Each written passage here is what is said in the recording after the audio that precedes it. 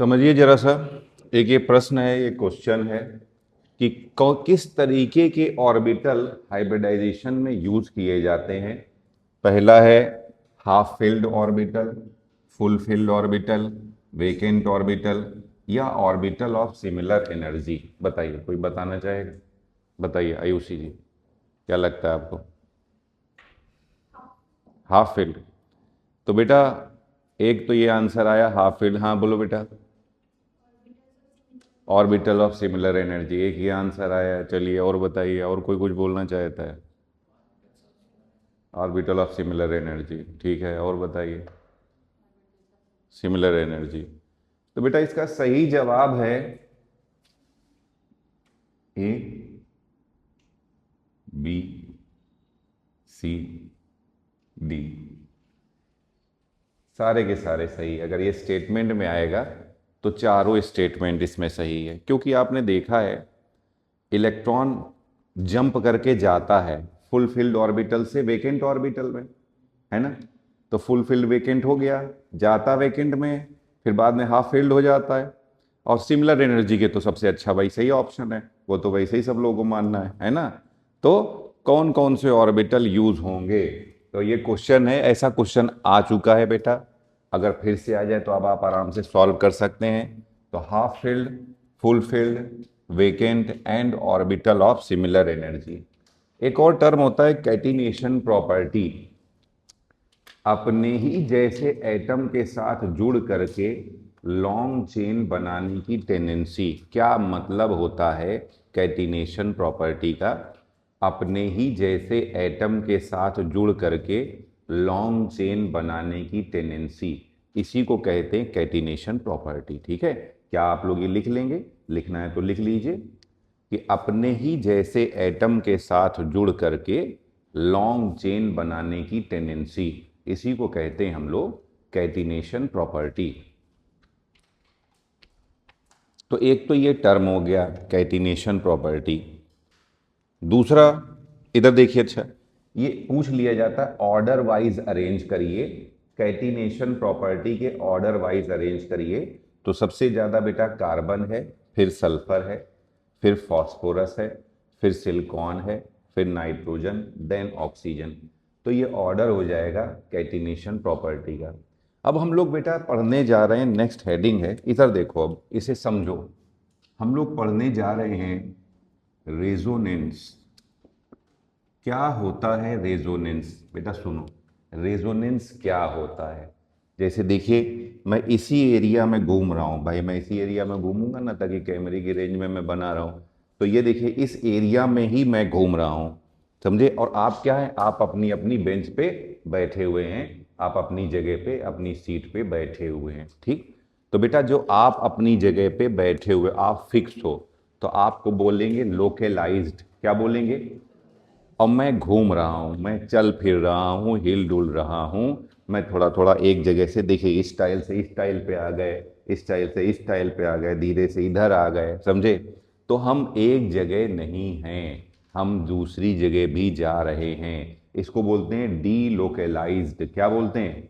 D लोकेलाइज्ड। अब एक तो टर्म आ गया, सुनो, एक तो टर्म आ गया डी लोकेलाइजेशन। अब दूसरा, पहला तो क्या है और दूसरा किसका है, समझो। रेजोनेंस क्या है, रेजोनेंस क्या है और रेजोनेंस किसका है। तो क्या है मतलब डीलोकेलाइजेशन। डीलोकेलाइजेशन मतलब इलेक्ट्रॉन या चार्ज एक जगह से दूसरी जगह पे जा रहा है, मगर समझिए आप ध्यान से, इसी मॉलिक्यूल के अंदर अगर मैं क्लास के बाहर चला जाऊं, एटम इलेक्ट्रॉन एटम छोड़ के चला जाए, तो वो रेजोनेंस नहीं है, वो ट्रांसफर ऑफ इलेक्ट्रॉन होगा, उससे आयनिक बॉन्ड बनेगा। रेजोनेंस क्या है? जब इलेक्ट्रॉन घूम रहा है एक पर्टिकुलर रेंज में एक ही मॉलिक्यूल के अंदर, तो इसी को कहते हैं रेजोनेंस। और रेजोनेंस को ही बोलते हैं डीलोकेलाइजेशन। क्या बोलते हैं हम लोग? Delocalisation of. अब बेटा फिर से, डीलोकेलाइजेशन हो गया, अब किसका? सिग्मा इलेक्ट्रॉन का या पाई इलेक्ट्रॉन का? तो sigma electron generally sigma electron tightly bounded होते हैं पाई इलेक्ट्रॉन लूजली बाउंडेड होते हैं, इसलिए जब रेजोनेंस होगा तो सिग्मा इलेक्ट्रॉन का नहीं पाई इलेक्ट्रॉन का डीलोकलाइज, जर्नली नॉर्मली, जान लगे नॉर्मली, समझे। तो नॉर्मली जो होता है, अब वापस आ जाइए, अब रेजोनेंस की क्या डेफिनेशन होती है, it is delocalisation of pi electron. तो ये पाई इलेक्ट्रॉन का डीलोकलाइजेशन होता है। पाई इलेक्ट्रॉन एक जगह से, देखो बेटा, एक जगह से दूसरी जगह पे जाएगा, जैसे मैं इधर जा रहा हूं, फिर वापस दूसरी जगह से दूसरी जगह पे जाएगा, समझे। तो जब इलेक्ट्रॉन या पाई इलेक्ट्रॉन या चार्ज, निगेटिव चार्ज या पॉजिटिव चार्ज या लोन पेयर कंपाउंड के अंदर घूमता फिरता है, एक जगह से दूसरी जगह पे जाता है, इसी को बोलते हैं डीलोकलाइजेशन। क्या कहते हैं? डीलोकलाइजेशन। समझ में आया? तो रेजोनेंस क्या होता है? रेजोनेंस डीलोकलाइजेशन होता है। किसका डीलोकलाइजेशन? पाई इलेक्ट्रॉन का। क्यों सर जर्नली सिग्मा इलेक्ट्रॉन का क्यों नहीं बोलते हो? बेटा जर्नली का मतलब होता है नॉट ऑलवेज, यानी कि कभी कभी सिग्मा इलेक्ट्रॉन भी जा सकता है, वो भी मैं केस आगे आपको बताऊंगा। तो जब मैं जर्नली या नॉर्मली बोल दूं, यानी कि उसका मतलब है नॉट ऑलवेज, समझे। चलिए, तो जर्नली सिग्मा इलेक्ट्रॉन का नहीं पाई इलेक्ट्रॉन का डीलोकलाइजेशन होता है। क्यों? क्योंकि सिग्मा इलेक्ट्रॉन टाइटली बाउंडेड होते हैं और पाई इलेक्ट्रॉन लूजली बाउंडेड होते हैं। तो पहला टर्म तो समझ में आ गया कि रेजोनेंस क्या होता है। रेजोनेंस क्या होता है? डीलोकलाइजेशन। कौन से इलेक्ट्रॉनों का? पाई इलेक्ट्रॉनों का। तो बेटा मैं आपको दो जगह बताऊंगा, या देख लीजिए। अच्छा, रेजोनेंस है delocalisation, delocalisation of pi electron. बेटा ये पाई इलेक्ट्रॉन का डीलोकलाइजेशन होता है। मैं आपको और एक बार जीओसी में भी रेजोनेंस बताऊंगा। यहाँ मैं कुछ चीज़ें बताऊंगा जो मुझे इनऑर्गेनिक में ज़रूरी है, आगे फिर मैं आगे ऑर्गेनिक की सारी चीज़ें जीओसी में बताऊंगा। तो रेजोनेंस दो बार, उसी में मैं आपको एरोमेटिसिटी और एंटी एरोमेटिसिटी भी जीओसी के रेजोनेंस में पढ़ाऊंगा। और यहाँ इसलिए भी मैं पूरा नहीं पढ़ाऊंगा क्योंकि आप जीओसी तक जाते जाते भूल जाओगे, तो वैसे ही मुझे फिर से बताना पड़ेगा, समझे। तो आइए, तो सुनिए ध्यान से। रेजोनेंस बेटा पहले तो क्या है? डीलोकलाइजेशन है। किसका डीलोकलाइजेशन है? पाई इलेक्ट्रॉन का डीलोकलाइजेशन है। कैसे पहचानोगे? अब अगला क्वेश्चन, सर हम कैसे पहचानेंगे कि ये रेजोनेंस हो रहा है, यहाँ पे रेजोनेंस हो रहा है? तो पहचानना सीखते हैं। पहचानने को क्या बोलोगे? आइडेंटिफिकेशन। तो हम लोग कैसे पहचानेंगे? पहचानेंगे कैसे? याद कर लेंगे हम लोग कैसे कैसे दिखाई देता है, वैसे ही दिखाई देगा वो। तो देखो बेटा, इसके लिए रूल है। रूल नंबर 1, जब भी कभी ऐसा दिखाई दे आपको, चार्ज, फिर सिंगल बॉन्ड, फिर डबल बॉन्ड या ट्रिपल बॉन्ड, समझे। या और मैं अलग अलग करे देता हूं, आपको ऐसा दिखाई दे चार्ज सिंगल डबल, बेटा चार्ज क्या हो सकता है? पॉजिटिव चार्ज हो सकता है, निगेटिव चार्ज हो सकता है, लोन पेयर हो सकता है, एक इलेक्ट्रॉन हो सकता है, समझे। तो जब भी जीवन में ऐसा दिखाई दे चार्ज सिंगल डबल, तो वहां रेजोनेंस होगा। और ये चार्ज का मतलब ये सारी कुछ भी इनमें से रखा हो, ठीक है। दूसरा और क्या दिखाई दे? या तो आपको दिखाई दे चार्ज सिंगल ट्रिपल। इसका मतलब क्या होता है? जब कभी कोई निगेटिव चार्ज या पॉजिटिव चार्ज या लोन पेयर या सिंगल इलेक्ट्रॉन किसी दूसरे डबल बॉन्ड या ट्रिपल बॉन्ड के साथ अल्टरनेट मैनर में आएंगे, तो वहां पर रेजोनेंस होगा। ध्यान रखिएगा, जब कभी कोई निगेटिव चार्ज या पॉजिटिव चार्ज या लोन पेयर या सिंगल इलेक्ट्रॉन किसी दूसरे डबल बॉन्ड या ट्रिपल बॉन्ड के साथ अल्टरनेट मैनर में आएंगे, तो वहां पर रेजोनेंस होगा, समझे। तो ये मतलब समझ गया। मैं इसको लिखे दे रहा हूँ, इसका स्टेटमेंट में लिखे दे रहा हूँ। अगर ये स्टेटमेंट में पूछ ले जाए तो भी आपको आना चाहिए। तो व्हेन, इसका मतलब यही है, व्हेन एनी निगेटिव चार्ज और पॉजिटिव चार्ज और डबल बॉन्ड और ट्रिपल बॉन्ड और लोन पेयर और single electron are present are present at alternate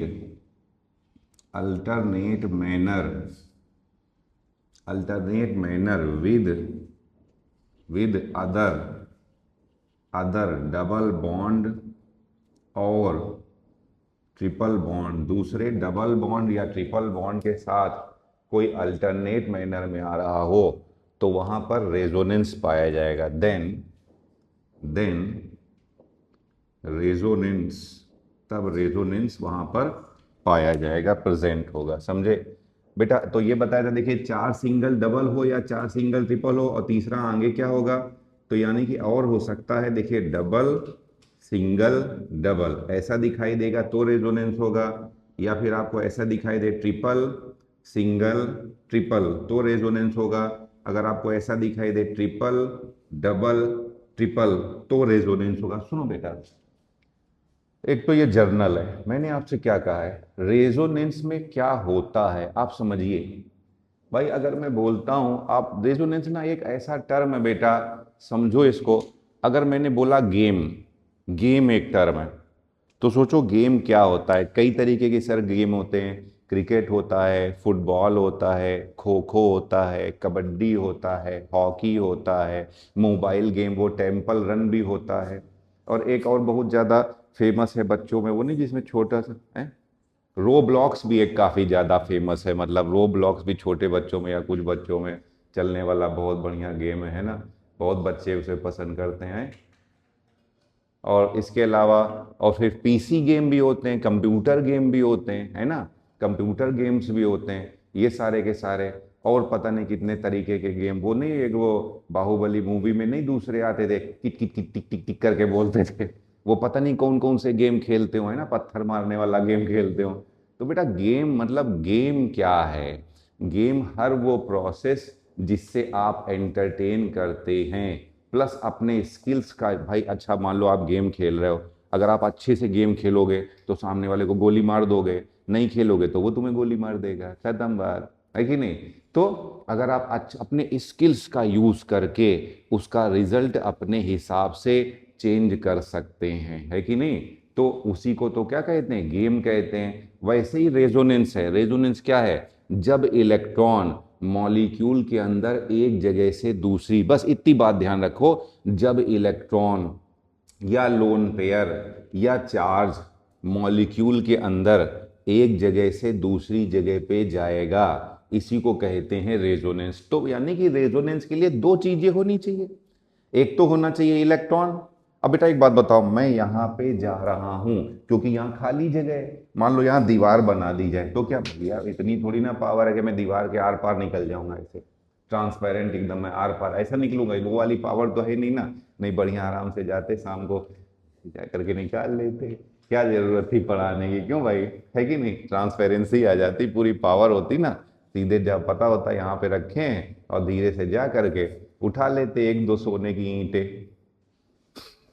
और रुपया थोड़ी ना, उसमें तो सीरियल नंबर होता है ना बेटा, पकड़ जाओगे खर्च करोगे, सीधे ब्रिक ले लो आराम से, जहां चलोगे ऑल वर्ल्ड में वो चलेगी करेंसी है। तो वही है, बट ऐसी चीजों के लिए होनी चाहिए ना पावर, वो तो है नहीं हम लोगों के पास। तो पढ़ लो, तुम पढ़ लो, हम पढ़ा दें, है कि नहीं। तो ऐसे ही काम चलाना है, तुम्हें पढ़ के और हमें पढ़ा करके।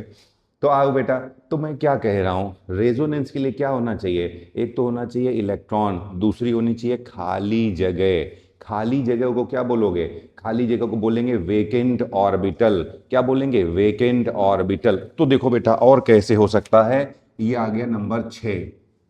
देखो बेटा, ये एक ए एटम है और ये दूसरा बी एटम है, इसके पास ये देखो, इसके पास याद बेटा एक बात ध्यान रखना, इलेक्ट्रॉन, इलेक्ट्रॉन है पैसा, समझे, जैसे हमारे लिए पैसा वैसे एटम के लिए इलेक्ट्रॉन। बताओ आप पैसा कैसे कैसे रख सकते हो, सर एक तकिया के नीचे, एक मोबाइल के पीछे, मोबाइल कवर के पीछे, है ना। नहीं बेटा वो नहीं पूछ रहा हूं मैं, पैसा वाला पैसा नहीं मांग रहा हूं, सुनिए ध्यान से। तो अलमारी में कहीं पे 2-4 सिक्के, मेज की ड्रॉअर में कुछ सिक्के, है ना, तो वो ऐसा है। तो ये बोल रहे हैं पैसा कैसे कैसे रख सकते हो, मेनली 2 तरह से, एक तो अपने पास और दूसरा बैंक में, है कि नहीं भाई। वैसे ही इलेक्ट्रॉन दो तरीके का है, एक तो माइनस चार्ज और दूसरा लोन पेयर। माइनस चार्ज समझ लो जेब में पैसा, लोन पेयर समझ लो बैंक में पैसा। तो एक बात बताओ, अगर तुम्हारे पास जेब में भी पैसा है बैंक में भी पैसा है, पहले कौन सा खर्च करोगे, समझे। तो ज्यादा स्ट्रांग हो गया माइनस चार्ज, उसके बाद नंबर आएगा लोन पेयर का, समझे। तो चलो अब आ गया ना। तो जैसे बताया पैसा दो तरह से रख सकते हो, इलेक्ट्रॉन दो तरह से रख सकते हो, एक तो माइनस चार्ज के फॉर्म में और दूसरा लोन पेयर के फॉर्म में, समझे। तो ये आ गया इलेक्ट्रॉन। अब सर क्या चाहिए तुमको, खाली जगह चाहिए। खाली जगह को क्या बोलोगे, वेकेंट ऑर्बिटल बोलोगे। क्या बोलोगे, वेकेंट। तो एक और पैरामीटर आ गया रेजोनेंस का कि एक एटम के पास निगेटिव चार्ज या लोन पेयर होना चाहिए और दूसरे एटम के पास खाली जगह या वेकेंट ऑर्बिटल होना चाहिए। अगर ऐसा कहीं दिखाई देगा तो भी रेजोनेंस होगा। आई बात समझ में। तो कैसे पता चलेगा, कैसे, पहले देखिए मैं अभी तक सिर्फ एक ही लाइन बता रहा हूं कि कैसे पता चलेगा रेजोनेंस। रेजोनेंस होता क्या है, पहले तो it is delocalisation of pi electron. Pi electron का डीलोकेलाइजेशन होता है। कैसे पता चलेगा रेजोनेंस, तो चार्ज सिंगल डबल हो। यहाँ चार्ज में क्या क्या हो सकता है, पॉजिटिव चार्ज हो सकता है, नेगेटिव चार्ज हो सकता है, लोन पेयर हो सकता है, सिंगल इलेक्ट्रॉन हो सकता है।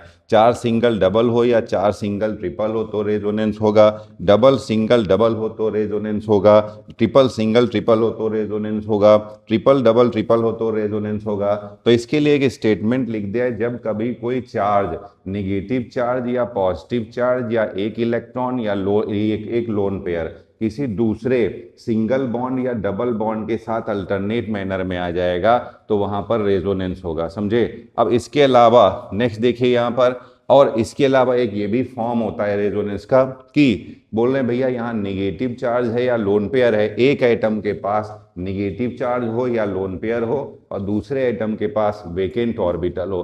अगर ऐसी कंडीशन है तो बेटा होता क्या है, देखो ये उछल के यहाँ जाएगा, ये यहाँ जाएगा खाली ऑर्बिटल में और ये फिर वापस भी आएगा। तो एक जगह से दूसरी जगह जा रहा है ना, इसीलिए इसको हम लोग बोल देते हैं डीलोकेलाइजेशन। क्या बोलेंगे, डीलोकेलाइजेशन। तो चलिए अब हम लोग आगे बढ़ते हैं, सुनिए ध्यान से, कुछ और बनाते हैं, रेजोनेंस करके दिखाते हैं। देखो सुनो ध्यान से, मैंने ले लिया बेटा ओजोन ले लिया, सभी को दिख रहा होगा ओजोन, ठीक है। सबसे पहले तो इसका स्ट्रक्चर बनाते हैं। कैसे बेटा, ये स्ट्रक्चर्स मैंने बनाने पहले सिखा दिए हैं, फिर भी जो रास्ते में आते मैं आपको बताता जा रहा हूं। बेटा देखो ये ट्रिक है, सुनो। एक चीज तो याद रखना, जर्नली अगर सेकेंड पीरियड का मेंबर है तो हमेशा जिसके पास 8 इलेक्ट्रॉन है और दूसरे के पास अगर 6 इलेक्ट्रॉन है तो 8 वाले से 6 वाले की ओर कोऑर्डिनेट बॉन्ड बनाया जाता है। ध्यान रखिएगा, 8 वाले से 6 वाले की ओर कोऑर्डिनेट बॉन्ड बनाया जाता है, इस चीज को याद रखेंगे। तो अब सबसे पहले इस ओजोन के ना 2 टुकड़े कर दो। 2 टुकड़े करने मान लो तो क्या आधा आधा ऑक्सीजन लिख पाओगे, बताइए। क्या नाम बेटा, हाँ अनन्या जी बताइए, क्या आधा ऑक्सीजन आप लिख सकते हैं, आधा तो लिख नहीं सकते। और 2 टुकड़े भी करने हैं तो कैसे 2 टुकड़े करोगे, एक तरफ 2 ऑक्सीजन ले लेना और एक तरफ 1 ऑक्सीजन ले लेना, समझे। तो चलो सर अब इसके 2 टुकड़े हमने कर दिए एक तरफ। ये बेटा ट्रिक है, how to form structure of ozone, उसको याद रखने की एक अप्रोच है, एक ट्रिक है, समझे। और ये एक हो गया ऑक्सीजन। चलो अब इसको हम लोग बना लेते हैं, समझे। क्या सर आपको मालूम है, देखो बेटा ऑक्सीजन का ग्रुप नंबर 6 होता है, जो जिसका ग्रुप होगा उतने ही इलेक्ट्रॉन वैलेंस शेल में होंगे। तो ऑक्सीजन के वैलेंस शेल में 6 इलेक्ट्रॉन होंगे। यहां देखो ये दूसरा ऑक्सीजन है, इसके भी वैलेंस शेल में 6 इलेक्ट्रॉन होंगे। ये दोनों को, अब ये दोनों ने 2-2 इलेक्ट्रॉन शेयर कर लिए। ये देखिए ये दोनों ने 2-2 इलेक्ट्रॉन शेयर कर लिए। 6 में 2 जोड़ोगे तो आंसर क्या आ जाएगा, 8 आ जाएगा, समझे।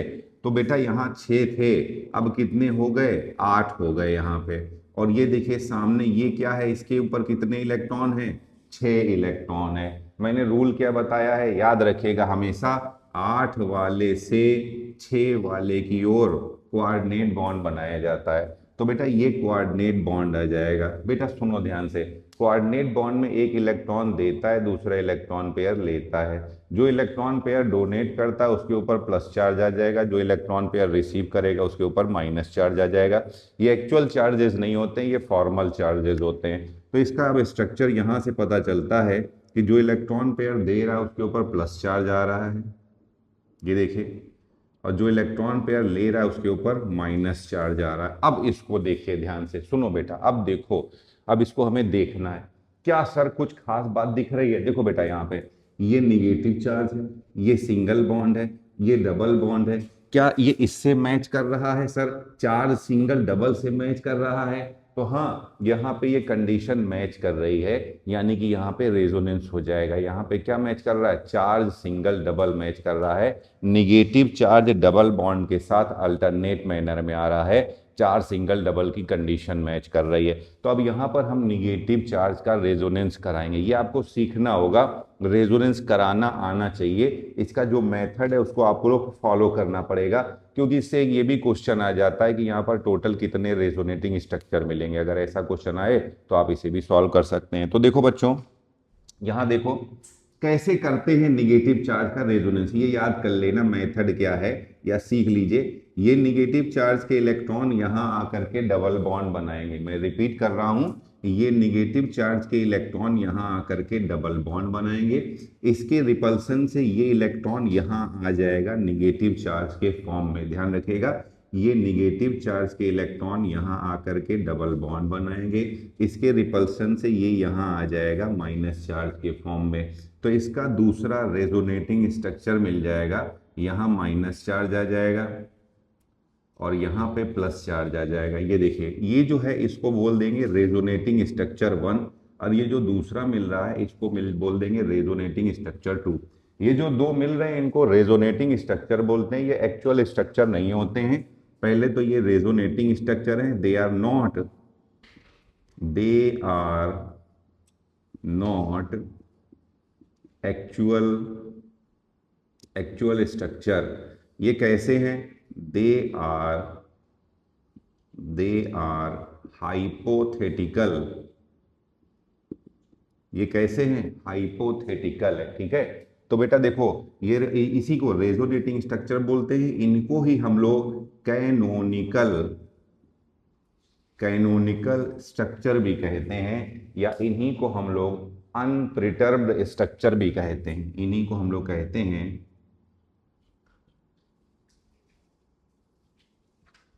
तो याद रखिएगा क्या क्या नाम है। इनको रेजोनेटिंग स्ट्रक्चर भी कहते हैं, इन्हें कैनोनिकल स्ट्रक्चर भी कहते हैं, इन्हें अनप्रिटर्ब्ड स्ट्रक्चर भी कहते हैं। क्या ये एक्चुअल स्ट्रक्चर होते हैं? नहीं, ये एक्चुअल स्ट्रक्चर नहीं होते हैं। कैसे होते हैं? हाइपोथेटिकल स्ट्रक्चर होते हैं। तो सर एक्चुअल स्ट्रक्चर कहाँ होता होगा? कहते हैं एक्चुअल स्ट्रक्चर ना इनके कहीं बीच में होता है, समझे। इनका एक एवरेज होता है, वो एक्चुअल स्ट्रक्चर होता है। एक्चुअल स्ट्रक्चर को हम लोग रेजोनेंस हाइब्रिड कहते हैं। क्या कहते हैं हम लोग? Resonance hybrid. चलिए इसको नोट करिए, फिर मैं आगे लिखाता हूँ आपको। इधर देखिए, तो यहाँ पे एक चीज और पता चलती है, रेजोनेंस के लिए एक और स्टेटमेंट पता चलता है। देखो, ये भी इसका स्ट्रक्चर है और ये भी इसका स्ट्रक्चर है। तो बोल रहे हैं अगर इसका हम लोग लेविस स्ट्रक्चर बनाएं तो एक ही लेविस स्ट्रक्चर नहीं बनेगा, एक से ज्यादा लेविस स्ट्रक्चर बनेंगे। तो एक चीज और पता चल गई है कि रेजोनेंस वहां होता है जिनके स्ट्रक्चर को सिंगल लेविस स्ट्रक्चर से नहीं डिफाइन किया जा सकता है। ध्यान रखिएगा। तो molecule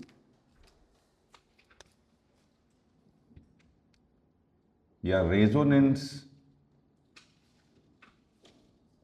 is present in such molecule whose structure cannot defined by single Lewis structure. तो बोल रहे हैं वो कंपाउंड जिनका स्ट्रक्चर सिंगल लेविस स्ट्रक्चर से नहीं बता सकते हैं, उनमें रेजोनेंस पाया जाता है।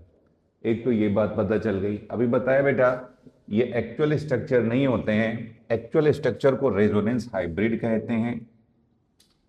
Actual structure is called resonance hybrid.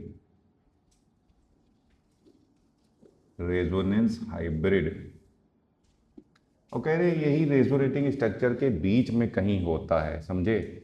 जो ये एक्चुअल स्ट्रक्चर होते हैं ये कैनोनिकल स्ट्रक्चर जो है ये लेस स्टेबल होते हैं और एक्चुअल स्ट्रक्चर ज़्यादा स्टेबल होता है। बेटा पूरी केमिस्ट्री में अब ये याद कर लेना, एनर्जी या potential energy inversely proportional to stability. Energy जितनी कम होगी स्टेबिलिटी उतनी ही ज़्यादा होगी, समझे। दूसरा अट्रैक्शन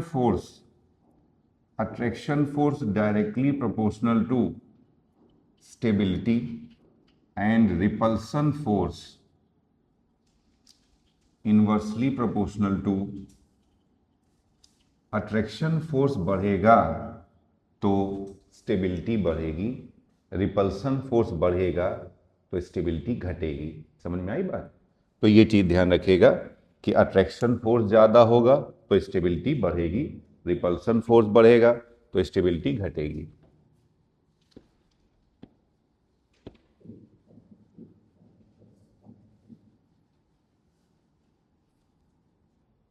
तो कैसे हम लोग इधर देखिए, कैसे हम लोग एक्चुअल स्ट्रक्चर या रेजोनेंस हाइब्रिड बनाएंगे। तो बेटा देखो अभी मैंने आपको बताए थे रेजोनेटिंग स्ट्रक्चर, ये मैंने आपको रेजोनेटिंग स्ट्रक्चर्स बताए थे। ये देखिए एक तो ये रेजोनेटिंग स्ट्रक्चर था और दूसरा ये रेजोनेटिंग स्ट्रक्चर था, ठीक है। इसी को देख करके हम लोग एक्चुअल स्ट्रक्चर बनाएंगे। सबसे पहले जितने एक रेजोनेटिंग स्ट्रक्चर में जितने एटम हैं उनको सिंगल बॉन्ड से जोड़ दीजिए। तो सर 3 एटम हैं तो इनको हम लोग सिंगल बॉन्ड से जोड़ देते हैं, ठीक है। अब इनके ऊपर हम लोग लगाना है चार्ज। बेटा देखो यहाँ पे, इधर देखो सब लोग, देखिए यहाँ कोई चार्ज नहीं दिख रहा है। मान लो नंबर दे दिया 1 2 3, यहाँ पे भी 1 2 3, ठीक है। 1 वाले ऑक्सीजन पे देखिए कोई चार्ज नहीं दिख रहा है, यहाँ 1 वाले ऑक्सीजन पे माइनस चार्ज दिख रहा है। तो इससे ये पता चल रहा है कि 1 वाले ऑक्सीजन पे माइनस चार्ज है भी और माइनस चार्ज नहीं भी है, समझे। यानी कि यहाँ पे है पार्शियल निगेटिव। देखिए यहाँ पर यहाँ माइनस चार्ज है और यहाँ माइनस चार्ज नहीं है। तो इससे ये पता चलता है कि यहाँ पर माइनस चार्ज है भी और माइनस चार्ज नहीं भी है, इसलिए बोलते हैं यहाँ पर है पार्शियल निगेटिव चार्ज। कैसा चार्ज है? पार्शियल।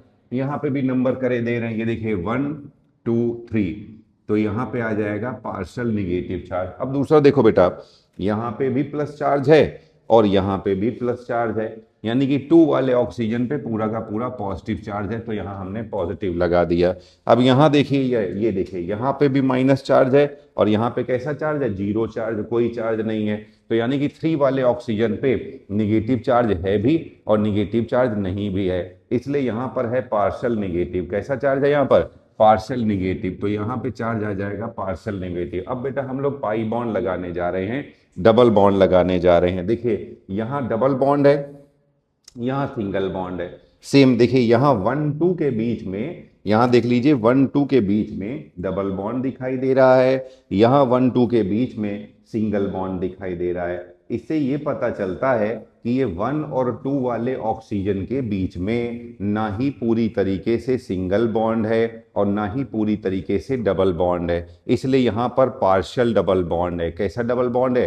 पार्शियल डबल बॉन्ड है। तो पार्शियल डबल बॉन्ड को बनाने के लिए दूसरा बॉन्ड बना दीजिए डॉट डॉट डॉट डॉट लगा करके, समझे। सिमिलरली यहाँ पे देखिए 2 3 के बीच में, 2 3 के बीच में यहाँ सिंगल बॉन्ड दिखाई दे रहा है, यहाँ डबल बॉन्ड दिखाई दे रहा है। इससे ये पता चलता है कि 2 3 के बीच में ना ही पूरी तरीके से सिंगल बॉन्ड है और ना ही पूरी तरीके से डबल बॉन्ड है। तो यहाँ पे भी कैसा बॉन्ड है, पार्शियल डबल बॉन्ड है। तो यहाँ पर देखिए पार्शियल डबल बॉन्ड है। ये जो स्ट्रक्चर मिल रहा है, तो मैंने क्या बताया कैसे आप रखोगे, पहले जितने एटम दिख रहे हैं उनको सिंगल बॉन्ड से आप जोड़ दीजिए, समझे। फिर उसके बाद आप उनके ऊपर चार्जेस लगा दीजिए, समझ में आया। चार्जेस के लिए क्या करोगे, देखो यहाँ पे कोई चार्ज नहीं है, यहाँ पे माइनस चार्ज है तो यहाँ पार्शियल निगेटिव चार्ज आ जाएगा।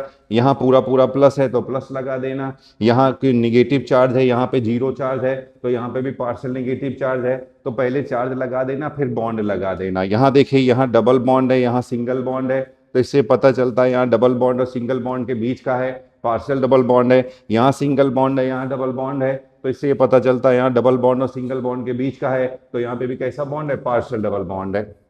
ये जो मिलेगा इसको कहते हैं एक्चुअल स्ट्रक्चर या रेजोनेंस हाइब्रिड। एक्चुअल स्ट्रक्चर या रेजोनेंस हाइब्रिड कहते हैं, समझे। ये हाइब्रिड में ई आएगा नहीं आएगा, नहीं आएगा ना, ठीक है। चलिए, तो अब ये कह रहे हैं, सुनिए ध्यान से बेटा, अभी बताया कि stability of actual structure is more than resonating. Stability of actual structure is more than resonating structure. Actual structure की स्टेबिलिटी ज्यादा होती है रेजोनेटिंग स्ट्रक्चर के रिस्पेक्ट में, समझे। तो यहां पे देयरफॉर बेटा अभी बताया है स्टेबिलिटी ज्यादा होगी तो एनर्जी कम होगी, तो जिसकी स्टेबिलिटी ज्यादा है उसकी एनर्जी क्या होगी, कम। देयरफॉर एनर्जी या पोटेंशियल एनर्जी बोले या एनर्जी बोले, एनर्जी ऑफ एक्चुअल स्ट्रक्चर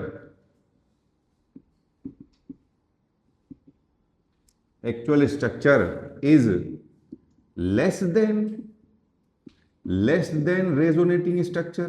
तो भैया तो ये देख लीजिए एक्चुअल स्ट्रक्चर की जो एनर्जी है वो कम है, रेजोनेटिंग स्ट्रक्चर की एनर्जी ज्यादा है। बताइए, तो अब बताओ एक की एनर्जी ज्यादा है और एक की एनर्जी कम है, तो दोनों की एनर्जी जब आप डिफरेंस निकालोगे तो कोई एनर्जी आएगी ना आपके पास, समझ में आ रहा है ना। तो जब रेजोनेटिंग स्ट्रक्चर और एक्चुअल स्ट्रक्चर की, बेटा देखो मैंने पहले तो सोचा आपको अलग अलग पढ़ाएंगे, बट अलग अलग नहीं, मैं आपको यहीं पे पूरा रेजोनेंस बता दूंगा, वो और भी अच्छा रहेगा। 2 बार पढ़ने से अच्छा आप एक ही बार में पूरा पढ़ लोगे।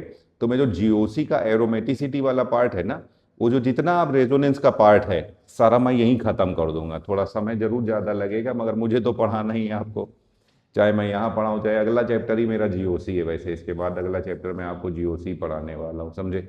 तो इसमें मैं पूरा रेजोनेंस पढ़ा दूंगा, बहुत ध्यान से समझिएगा। ये रेजोनेंस हेडिंग अब आपको पूरी ऑर्गेनिक में काम आने वाली है आगे, समझे ना। इसके बिना हर समय आपको या तो सुख मिलेगा या तो दुख मिलेगा। आ जाएगा तो सुख मिलेगा, नहीं आएगा तो दुख। मगर दुखी मत होना बेटा, मैं वीडियो बना रहा हूँ, घुमा के देख लेना, वापस एसटी सर ऐसे ही दिखेंगे उसमें, है कि नहीं। तो आप आराम से जहाँ से छूटे, ये होता है बड़े टेक्निकल पॉइंट होते हैं, छूट जाते हैं तो बच्चे को बहुत दिक्कत होती है। इसीलिए मैंने इस आराम से सारे वीडियो बनाते जा रहा हूँ और धीमे धीमे आराम से आपको पढ़ा रहा हूँ। उसके बाद भी जनवरी में मेरा कोर्स खत्म हो जाएगा, आप जान लीजिए जनवरी तक मेरा सिलेबस कंप्लीट हो जाएगा सारा का सारा। आइए वापस यहाँ पे सुनिए ध्यान से। तो क्या कह रहे हैं इसमें, पोटेंशियल एनर्जी या एनर्जी फिर यानी कि एक्चुअल स्ट्रक्चर जो है उसकी एनर्जी क्या होगी, बोलो बेटा, कम होगी। रेजोनेटिंग स्ट्रक्चर की एनर्जी क्या होगी, ज्यादा। तो दोनों की एनर्जी में डिफरेंस आएगा। तो जो दोनों की एनर्जी का डिफरेंस होता है ना, इसी को हम लोग कहते हैं रेजोनेंस एनर्जी। क्या कहते हैं, रेजोनेंस एनर्जी। तो यहां से एक और टर्म पता चल गया, रेजोनेंस एनर्जी। तो यहां पे लिख लेंगे, यहां टर्म आता है रेजोनेंस एनर्जी।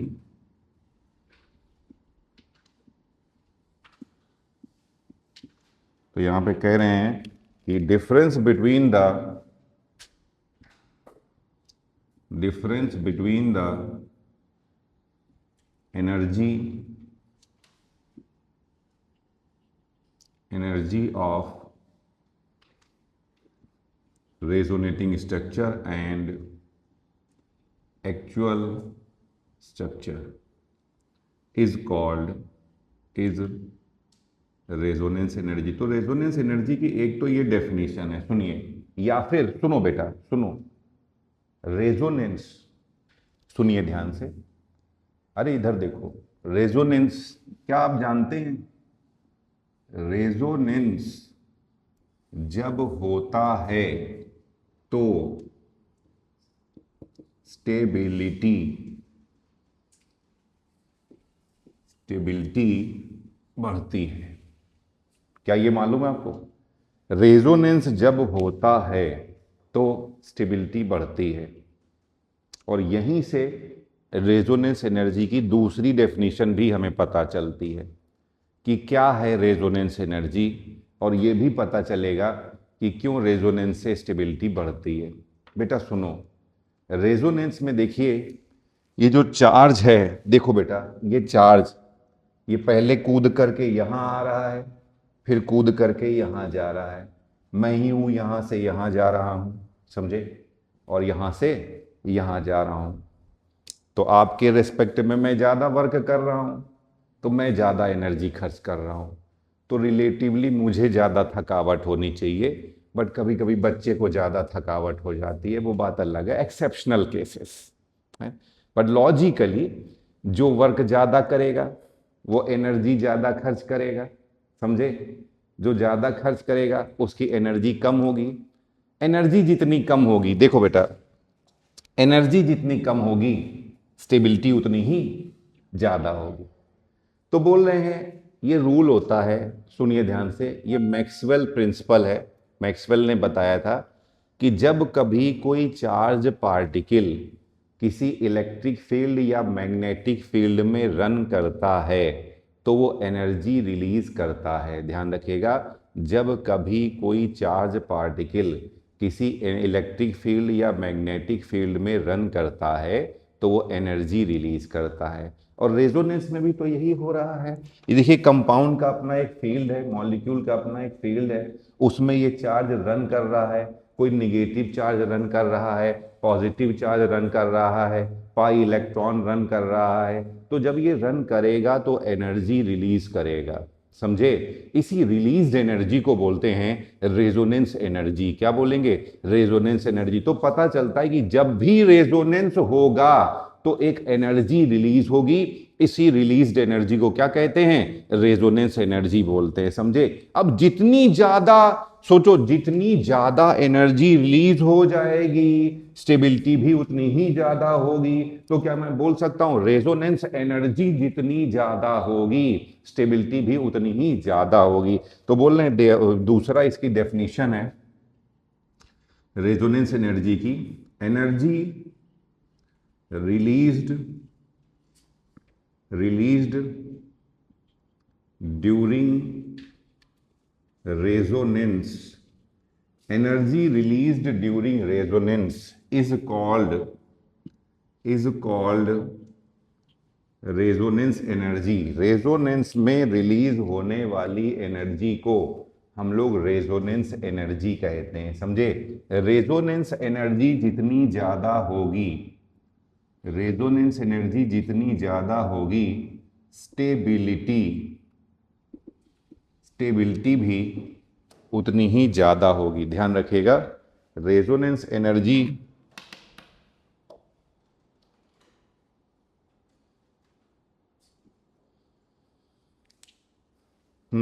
रेजोनेंस एनर्जी जितनी ज्यादा होगी स्टेबिलिटी भी उतनी ही ज्यादा होगी, ठीक है। दूसरा सुनो बेटा, समझो, इससे यह भी पता चलता है बेटा, ज्यादा रन करेगा तो ज्यादा रेजोनेटिंग स्ट्रक्चर बनाएगा, तो ज्यादा रेजोनेंस एनर्जी रिलीज करेगा, और जितनी ज्यादा रिलीज कर देगा उतनी ज्यादा उसकी एनर्जी कम हो जाएगी, और जितनी कम हो जाएगी पोटेंशियल एनर्जी उतनी ज्यादा बढ़ जाएगी। तो मैं लिख सकता हूं, अगला स्टेटमेंट है, मोर रेजोनेंस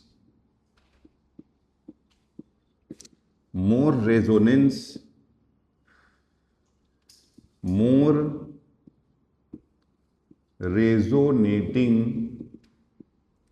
स्ट्रक्चर, ज्यादा रेजोनेंस होगा तो ज्यादा रेजोनेटिंग स्ट्रक्चर बनेंगे।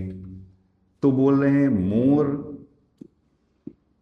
रेजोनेंस एनर्जी, ज्यादा रेजोनेंस होगा ज्यादा रेजोनेटिंग स्ट्रक्चर मिलेंगे, ज्यादा रेजोनेंस एनर्जी होगी तो ज्यादा स्टेबिलिटी होगी, मोर स्टेबिलिटी। समझे? तो मोर रिसाली नहीं, मोर स्टेबिलिटी। समझ में आई बात? चलिए, तो ये हो गया। तो more resonance, more resonating structure, more resonance energy, more stability. तो अगर कहीं पे ज्यादा रेजोनेटिंग स्ट्रक्चर मिल रहे हैं तो वहां पे ज्यादा स्टेबिलिटी पाई जाएगी। समझे? दूसरा, भैया देखो ऐसा है, सुनो ध्यान से समझो, इधर देखो क्या लिख रहे हो, क्या लिख रहे हो, बेकार है ये सब, बेकार है। सब लिखा हुआ है किताबों में, समझिए जरा सा क्या लेके आए थे और क्या लेके जाओगे, हैं? तो बेटा देखो क्या होना चाहिए, जहां रेजोनेंस हो रहा है, रेजोनेटिंग कंपाउंड में क्या क्या कंडीशन होनी चाहिए।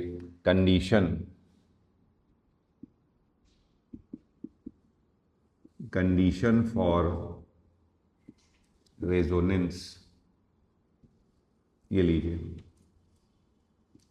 रेजोनेंस के लिए एक बात बताओ, इधर देखो सब लोग, भैया हम लोग घर अपना बनाते हैं, तो जो घर बनाते हो तो सारे रूम एक ही लेवल पे बनाते हो ना, एक फ्लोर पे, ऐसा तो नहीं एक रूम यहाँ दूसरा एकदम ऊपर और बीच में सीढ़ी वीढ़ी कुछ नहीं होगी। हम लोग खानदानी निंजा हैं, एकदम रस्सी उस्सी लेकर के मुंह में कपड़ा वपड़ा बांध के आएगा लड़का सवेरे सवेरे, है ना? छोटे छोटे स्कूल से ही ट्रेनिंग देने लगेगा ना, छोटे छोटे नटुल्ले नटुल्ले आया करेंगे एकदम, और पता है रस्सी डाल के धीरे धीरे चढ़ते चले जा रहे हैं पीछे, बेटा ठीक से रस्सी डाल, है ना, तुझे सीखना है आज। हम लोग निंजा कैटेगरी के हैं सारे के सारे, मतलब सीढ़ी वीढ़ी कहीं नहीं होती है, समझिए? तभी तो बेचारे ये सीख जाते होंगे ना, रस्सी कूद कूद। हम लोग जैसे सीढ़ी से चढ़ते हैं ना, वो मार रस्सी उस्सी डाल के मुंह बांध के चलते हैं, सोचो सांस कैसे लेते होंगे यार। हम लोग तो कोरोना में जरा सा मास्क लगा लेते थे तो जान निकलने लगती, मगर बचपन की प्रैक्टिस है, लंग्स की जो टोटल लंग कैपेसिटी होगी वो चेंज हो जाती होगी ना, वाइटल कैपेसिटीज में फर्क पड़ता होगा। हम लोग की तो प्रैक्टिस है नहीं ना मुंह बांध करके चलने की। तो खैर मुंह बांध के बचपन से ही बच्चा जब निकला करेगा ना, काला कपड़ा पहन के मुंह ढक करके और छाया में चलेगा एकदम अंधेरे में। हम लोग स्कूल दिन में चलते हैं ना, उनके रात में चला करेंगे आराम से, है कि नहीं? तो यही कह रहे हैं। तो बेटा हम लोग सामान्य सामान्य लोगों की बात कर रहे हैं, कोई निंजा तो नहीं है बेटा, बुरा ना मानो, निंजा तो नहीं हो ना कोई भी। कोई निंजा है तो बुरा मत मानना, कोई बात नहीं, अच्छी चीज़ है, निंजा है बढ़िया चीज़ है, अच्छा धर्म है। हम सामान्य लोगों की बात कर रहे हैं। तो ये कह रहे हैं, सुनो इधर देखो, तो हम लोग जो अपना घर बनाते हैं ना, आप देखिएगा सारे रूम पूरा, इसको छोड़ दो जहाँ खड़ा हूं मैं, इसको मत देखो तुम, ये तो मुझे बनाना मजबूरी है ना ताकि पीछे तक बच्चों को दिखाई दे, वरना बाकी के रूम देखिए एक ही लेवल पे बने होते हैं। कभी गलती से भी कोई रूम का लेवल थोड़ा सा ऊपर हो ना, तो देखना तुम्हारे पैर में बहुत टकराएगा। जिसके घर में ऐसा होगा वो बहुत चोट लगेगा, देख लेना, अक्सर पैर में लगता ही रहेगा वहां पे। ऐसा हुआ है कि कभी कोई रूम है थोड़ा अप डाउन? इसलिए कभी जब भी घर बनता है ना, एक लेवल पे एक फ्लोर में पूरा एक समतल बनाया जाता है, ऐसा नहीं रखा जाता है कि एक प्लेन पे रखा जाता है। अच्छा प्लेन पे क्यों रखते हैं? ताकि हम लोग आराम से चल सके। भैया हम सामान्य निंजा कैटेगरी को छोड़ दीजिए, है ना, एकदम बैटमैन नहीं है कि वो ट्रेनिंग लेके आ गया था, निंजा ट्रेनिंग, गुफाओं में जा करके, मतलब घर वर नहीं बचे बेचारों के लिए, वो गुफाओं में ही रहते एकदम चिमगादड़ की तरह, है ना? तो मगर ठीक है, अब इतना ना तो इतना पैसा है हमारे पिताजी के पास, तो बैटमैन बनने का तो संभावना ही नहीं है ना भाई, समझ रहे हो ना? तो वो तो समस्या, यहाँ तो सब लोग परेशान हैं, नीट को लेके परेशान है कि नीट हो गया कहीं री नीट ना हो जाए, हे भगवान मालिक, इस बार नारियल चढ़ा के जाना, सिलेक्शन के लिए नहीं, हे प्रभु पेपर एक ही बार हो, री नीट ना हो, है ना, इंसानों की तरह पेपर आए, है ना, एडवांस को पीछे छोड़ने के लिए पेपर ना बनाया जाए। तो चलो कोई बात नहीं बेटा, होता रहता है, ये सब तो कॉमन बातें होती है ना, ऐसा थोड़ी ना हमें तो पढ़ाई पे ध्यान देना चाहिए, इन सब बातों पे ध्यान थोड़ी ना देना चाहिए। चलिए, तो ये कह रहे हैं कंडीशन फॉर रेजोनेंस, इतनी देर से समझा रहा हूं कि हम लोगों के चलने के लिए जमीन कैसी होनी चाहिए, प्लेनर होनी चाहिए। हम लोग किसके बने हुए हैं बताइए? अरे एटम के बने हुए हैं, एटम के बने हुए हैं, और एटम में क्या होता है, इलेक्ट्रॉन। तो जो इलेक्ट्रॉन को पसंद है वही हम लोगों को पसंद है। तो हम लोगों को क्या पसंद है? प्लेनर। तो इलेक्ट्रॉन को भी क्या चाहिए? प्लेनर। तो सबसे पहली बात रेजोनेंस के लिए कि कंपाउंड होना चाहिए प्लेनर। समझ में आया? तो यानी कि सारे एटम का हाइब्रिडाइजेशन होना चाहिए sp2। क्या होना चाहिए? sp2। तो बोल रहे बेटा पहली कंडीशन है compound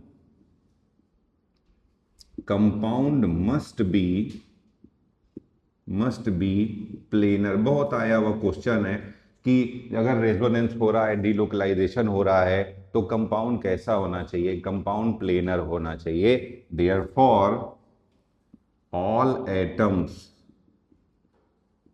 must be sp2 hybridized. सारे के सारे जो एटम है ना उनको sp2 हाइब्रिडाइज्ड होना चाहिए। समझे? जहां तक रेजोनेंस हो रहा है। चलिए नोट करिए इसको, तो फिर मैं आगे लिखाता हूं। तो बेटा हम लोग पढ़ रहे थे कंडीशन फॉर रेजोनेंस।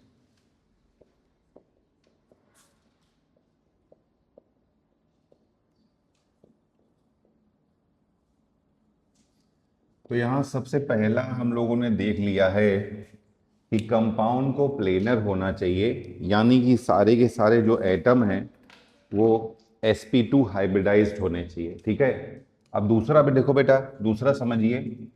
बोले ये मान लीजिए इसके कोई, ये कोई एटम है, इधर देखो बेटा, ये कोई एटम है जहां पर रेजोनेंस हो रहा है। तो ये इनके p ऑर्बिटल है। सभी लोग ध्यान से देखिए, ये इनके p ऑर्बिटल है, ये देखिए। और ये प्लेन है, ये जो दिख रहा है ना ये कोई प्लेन है। तो बोल रहे हैं जो p ऑर्बिटल है ये है p ऑर्बिटल।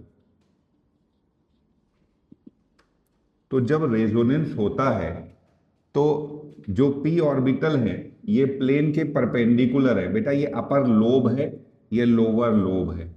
तो p ऑर्बिटल प्लेन के परपेंडिकुलर ऊपर की ओर और प्लेन के परपेंडिकुलर नीचे की ओर होगा। ध्यान रखिएगा, जब रेजोनेंस होता है तो इनके p ऑर्बिटल प्लेन के परपेंडिकुलर ऊपर की ओर और प्लेन के परपेंडिकुलर नीचे की ओर होंगे। समझे?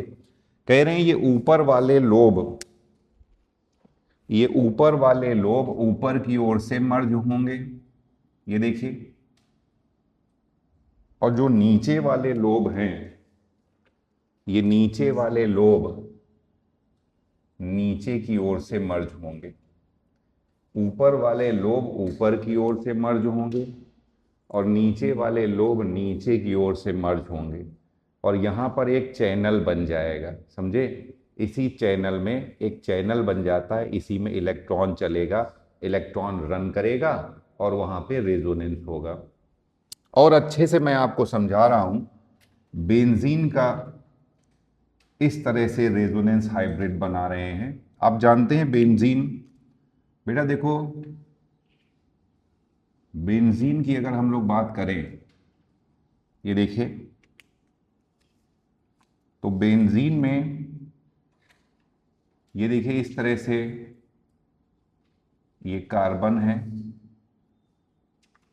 और ये हाइड्रोजन है। ये देखिए ये हाइड्रोजन है, यहां पे ये पाई बॉन्ड है। देखो बेटा double single double single double. ठीक है, मैंने आपको बताया था जब भी ऐसा होगा वहां पर रेजोनेंस पाया जाएगा। बेटा जब रेजोनेंस है तो इसमें रेजोनेटिंग स्ट्रक्चर मिलेगा। कैसे बनाना है इसका रेजोनेटिंग स्ट्रक्चर? देखो बेटा अब इसको सीखो। जब पाई बॉन्ड के साथ अल्टरनेट मैनर में आ जाएगा तो कैसे रेजोनेंस कराएंगे? ये यहां जा करके डबल बॉन्ड बनाएगा, तो ये यहां आ जाएगा डबल बॉन्ड बनाएगा, ये यहां आ जाएगा डबल बॉन्ड बनाएगा। तो इसका दूसरा रेजोनेटिंग स्ट्रक्चर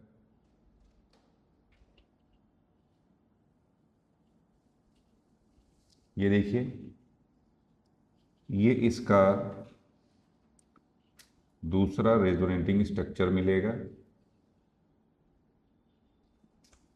ये लीजिए, यहां पे पाई बॉन्ड आ जाएंगे सारे के सारे। ये रेजोनेटिंग स्ट्रक्चर 1 है और ये रेजोनेटिंग स्ट्रक्चर 2 है, समझे बेटा। अब इनका हमें रेजोनेंस हाइब्रिड बनाना है, इनका रेजोनेंस हाइब्रिड। तो बेटा देखो, सबको पहले सिंगल बॉन्ड से जोड़ दो, सभी को सिंगल बॉन्ड से जोड़ दीजिए, हाइड्रोजन लगा दीजिए।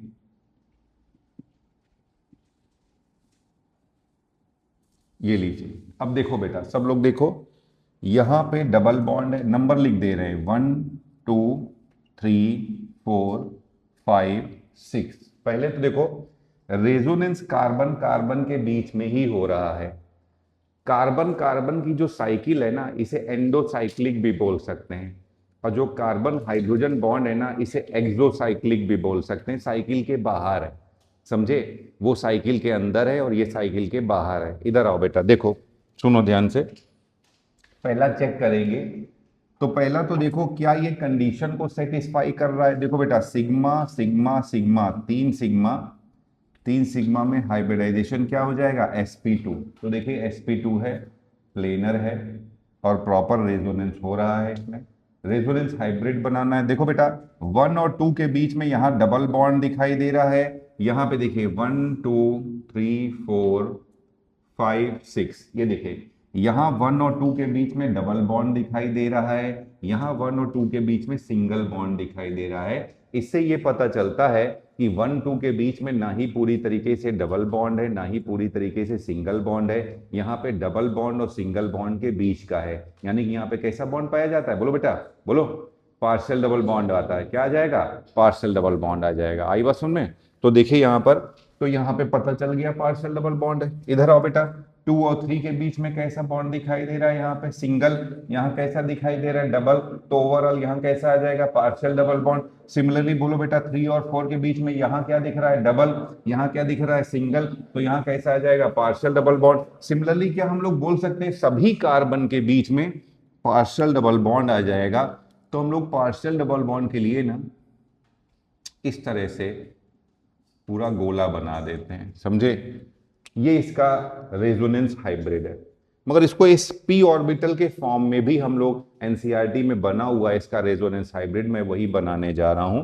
देखो बच्चों, इधर देखिए, अभी मैंने बताया कि जब रेजोनेंस होता है तो सारे के सारे एटम जहां पे रेजोनेंस हो रहा है वो एक ही प्लेन में होने चाहिए। ये देखिए, इनके p ऑर्बिटल, इनके p ऑर्बिटल प्लेन के परपेंडिकुलर ऊपर की ओर और प्लेन के परपेंडिकुलर नीचे की ओर। ये देखिए, ये इनके p ऑर्बिटल है, प्लेन के परपेंडिकुलर ऊपर की ओर और प्लेन के परपेंडिकुलर नीचे की ओर।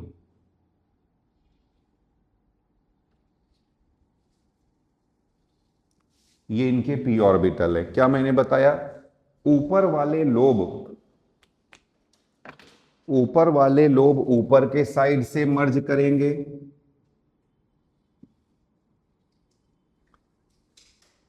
ये देखिए ऊपर वाले लोब ऊपर के साइड से मर्ज करेंगे,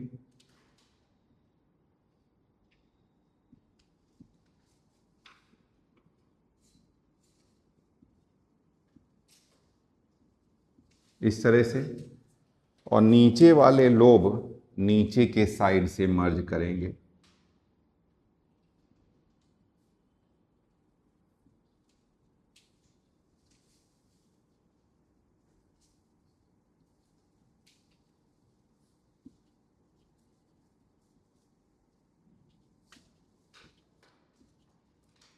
ये देखिए, नीचे वाले लोब नीचे के साइड से मर्ज करेंगे, और ये रहे इसके हाइड्रोजन।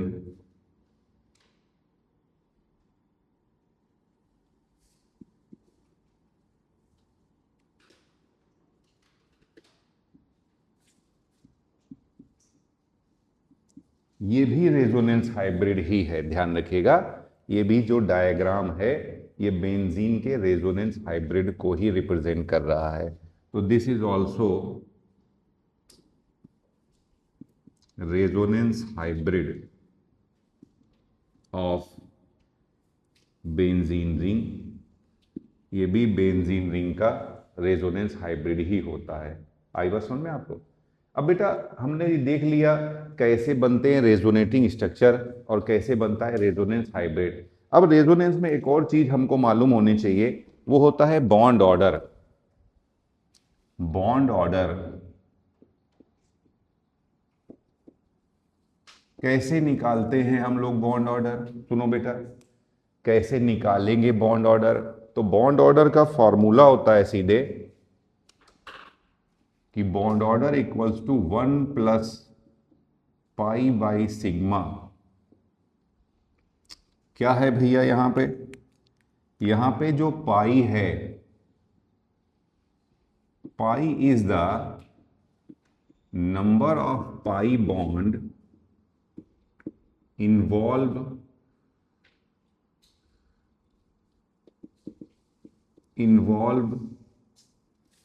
in resonance। पाई क्या है? Number of pi bond involve in resonance. और सिग्मा क्या है? नंबर ऑफ सिग्मा बॉन्ड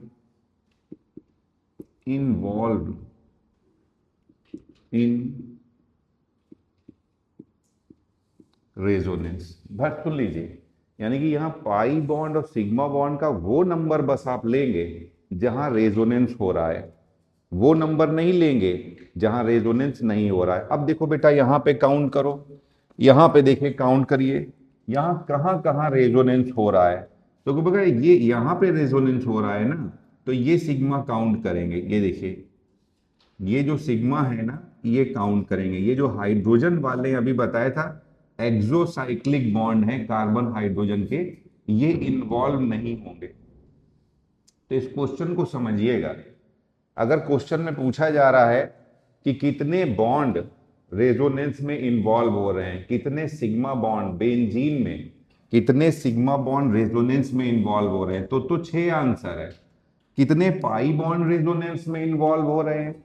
यहां पे बेटा यही 3 ही तो पाई बॉन्ड हैं। ये देखिए ये तीनों के तीनों पाई बॉन्ड रेजोनेंस में इन्वॉल्व हो रहे हैं। तो अब अगर हम लोग बेंजीन की बात करें, बेंजीन रिंग की बात करें, तो यहां पे बॉन्ड ऑर्डर हो जाएगा 1 प्लस पाई कितने हैं 3 और सिग्मा कितने हैं 6, तो आंसर क्या हो जाएगा 1.5 हो जाएगा। समझे? सुनो बेटा, तो इससे ये पता चलता है बॉन्ड ऑर्डर, बेटा ध्यान रखना, बॉन्ड ऑर्डर जितना ज्यादा होगा, bond order directly proportional to bond strength. Bond strength जितनी ज्यादा होगी, बॉन्ड एनर्जी भी उतनी ही ज्यादा होगी, स्टेबिलिटी भी उतनी ही ज्यादा होगी। ध्यान रखिएगा, बॉन्ड क्या है बेटा? बॉन्ड क्या है? दो एटम के बीच में लगने वाला अट्रैक्शन फोर्स है। समझे? तो अगर बॉन्ड स्ट्रेंथ बढ़ेगी, बॉन्ड एनर्जी बढ़ेगी, तो बेटा एटम अट्रैक्शन फोर्स, सुनो, अरे सुनो, सो तो नहीं गया कोई? अबे सो तो नहीं गया कोई? हाँ सुनो इधर देखो, तो बोल रहे हैं देखो मेरे सोते जगते बच्चों, सब लोग होश में हो, खाओ एक दूसरे की कसम। सुनो ध्यान से, इधर देखो, तो कह रहे हैं भैया बॉन्ड ऑर्डर, बॉन्ड क्या है? अट्रैक्शन फोर्स है। बॉन्ड स्ट्रेंथ ज्यादा होगी, अट्रैक्शन फोर्स ज्यादा होगा। अट्रैक्शन फोर्स ज्यादा होगा तो एटम एक दूसरे के पास पास में आ जाएंगे कि दूर दूर चले जाएंगे? बोलो बेटा, पास पास में आ जाएंगे ना। तो बॉन्ड ऑर्डर बढ़ेगा, बॉन्ड स्ट्रेंथ बढ़ेगी, बॉन्ड लेंथ घटेगी, तो inversely proportional to bond length. लो भैया सुनो ध्यान से, ये सर बॉन्ड ऑर्डर कितना आ रहा है? 1.5 आ रहा है। मतलब इसकी बॉन्ड स्ट्रेंथ, सुनो ध्यान से, इधर देखो, इसकी बॉन्ड स्ट्रेंथ सिंगल बॉन्ड से ज्यादा है। ध्यान से सुनिएगा, इसकी बेंजीन में कार्बन कार्बन, हम किसकी बात कर रहे हैं? कार्बन कार्बन, कार्बन हाइड्रोजन की बात नहीं कर रहे हैं, वहां रेजोनेंस नहीं हो रहा था। समझे? तो बेंजीन में कार्बन कार्बन की अगर हम लोग बात करें, तो कार्बन कार्बन बॉन्ड लेंथ, समझो पहले बॉन्ड स्ट्रेंथ देखो, bond strength inversely proportional to bond length. तो कार्बन कार्बन बॉन्ड स्ट्रेंथ क्या है? सिंगल बॉन्ड से ज्यादा है। ध्यान से सुनना, बॉन्ड स्ट्रेंथ सिंगल बॉन्ड से ज्यादा है, समझे? और डबल बॉन्ड से कम है। इसका उल्टा करो अब बॉन्ड लेंथ में, तो बॉन्ड लेंथ सिंगल बॉन्ड से कम होगी और डबल बॉन्ड से ज्यादा। बताओ कितने लोगों के आ गया, कितने लोगों के उड़ गया? किसी के उड़ गया? अब बताएंगे नहीं, हम बताएंगे थोड़ी ना, फिर से वीडियो देख लेंगे। हाँ देखिए यहां पर सुनिए ध्यान से, ये उड़ जाता है कभी कभी बच्चे के दिमाग से, मैं जानता हूं, इसलिए मैं फिर से बता रहा हूं। बॉन्ड ऑर्डर क्या है? 1.5, मतलब इसकी बॉन्ड स्ट्रेंथ सिंगल बॉन्ड से ज्यादा है और डबल बॉन्ड से कम है। इसलिए क्वेश्चन आया हुआ है बेंजीन में carbon carbon bond length single bond से कम होगी, क्योंकि सिंगल बॉन्ड से ज्यादा है ना, तो सिंगल बॉन्ड से बॉन्ड लेंथ कम होगी और डबल बॉन्ड से ज्यादा होगी, क्योंकि डबल बॉन्ड से बॉन्ड स्ट्रेंथ कम है ना। उल्टा काम करना है, समझ रहे हो ना? इसलिए देयरफॉर ये क्वेश्चन आता है, therefore carbon carbon bond length in benzene ring is less than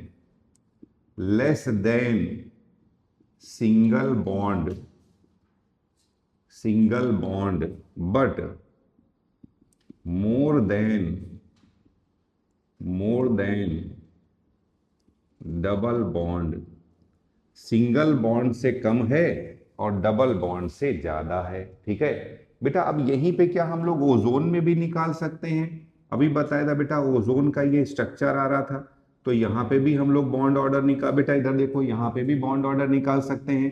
यहाँ देखिए ये सिग्मा है, ये सिग्मा है, ये पाई है, बेटा पूरे में रेजोनेंस हो रहा है, तो सिग्मा कितने दिख रहे हैं? 2, पाई कितना दिख रहा है? 1, तो बॉन्ड ऑर्डर क्या हो जाएगा? 1 + पाई बाई सिग्मा। तो यहाँ पे भी आंसर क्या हो जाएगा? यहाँ पे भी आंसर हो जाएगा 1.5 आ जाएगा। तो इस तरह से हम लोग बॉन्ड ऑर्डर भी निकाल सकते हैं जहां जहां पर रेजोनेंस होगा। ठीक है, चलिए नोट करिए इसे।